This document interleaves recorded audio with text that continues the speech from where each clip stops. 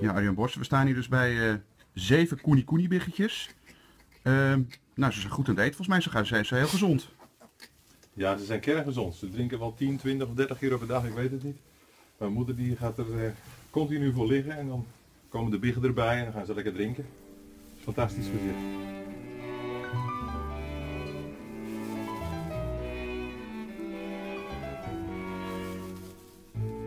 Hoe uniek is dit?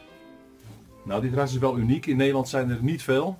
Ze zijn in 1997 voor het eerst in Nederland gekomen. Er zijn een paar fokkers die hebben ze hierheen gehaald, uit Engeland vandaan. En er zijn nu wel meerdere bloedlijnen hier binnen Nederland, dus kans op inteelt is daarmee wel klein geworden. Maar het is nog wel een heel klein ras hier.